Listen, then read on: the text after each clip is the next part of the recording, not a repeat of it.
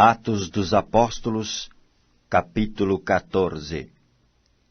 E aconteceu que em Icônio entraram juntos na sinagoga dos judeus e falaram de tal modo que creu uma grande multidão, não só de judeus, mas de gregos. Mas os judeus incrédulos incitaram e irritaram contra os irmãos os ânimos dos gentios. Detiveram-se, pois, muito tempo, falando ousadamente acerca do Senhor, o qual dava testemunho à palavra da sua graça, permitindo que por suas mãos se fizessem sinais e prodígios. E dividiu-se a multidão da cidade, e uns eram pelos judeus, e outros pelos apóstolos. E havendo um motim, tanto dos judeus como dos gentios, com os seus principais, para os insultarem e apedrejarem. Sabendo-o eles, fugiram para Listra e Derbe, cidades de Licaônia, e para a província circunvizinha. E ali pregavam o Evangelho, e estava assentado em Listra certo varão leso dos pés, coxo desde o ventre de sua mãe, o qual nunca tinha andado. Este ouviu falar Paulo, que fixando nele os olhos, e vendo que tinha fé para ser curado, disse em voz alta: Levanta-te direito sobre teus pés. E ele assaltou e andou. E as multidões, vendo o que Paulo fizera, levantaram a sua voz, dizendo em língua lacaônica: Fizeram-se os deuses semelhante aos homens, e desceram até nós.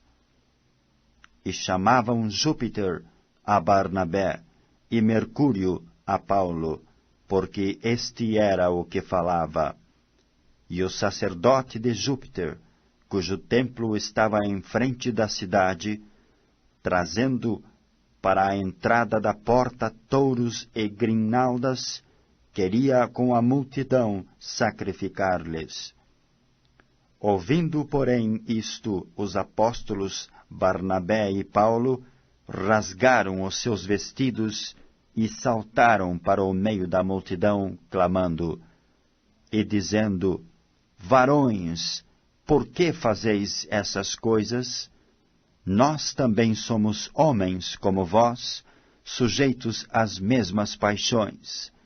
E vos anunciamos que vos convertais dessas vaidades ao Deus vivo, que fez o céu e a terra e o mar e tudo quanto há neles, o qual nos tempos passados deixou andar todas as gentes em seus próprios caminhos, e contudo não se deixou a si mesmo sem testemunho, beneficiando-vos lá do céu, dando-vos chuvas e tempos frutíferos, enchendo de mantimento e de alegria os vossos corações.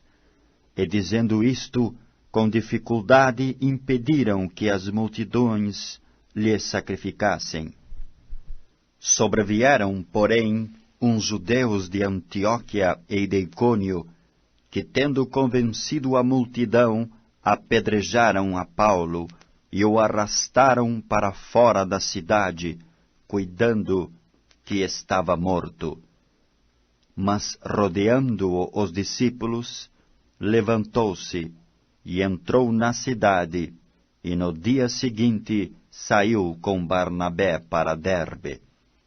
E tendo anunciado o Evangelho naquela cidade, e feito muitos discípulos, voltaram para Listra e Icônio e Antioquia, confirmando os ânimos dos discípulos, exortando-os a permanecer na fé, pois que por muitas tribulações nos importa entrar no reino de Deus. E havendo-lhes por comum consentimento eleito anciãos em cada igreja, orando com jejuns, os encomendaram ao Senhor em quem haviam crido. Passando depois por Pisídia, dirigiram-se a Panfília, e tendo anunciado a palavra em Perge, desceram a Atália. E dali navegaram para Antioquia, donde tinham sido encomendados à graça de Deus para a obra que já haviam cumprido.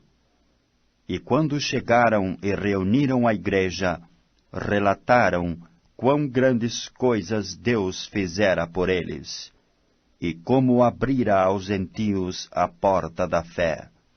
E ficaram ali não pouco tempo com os discípulos.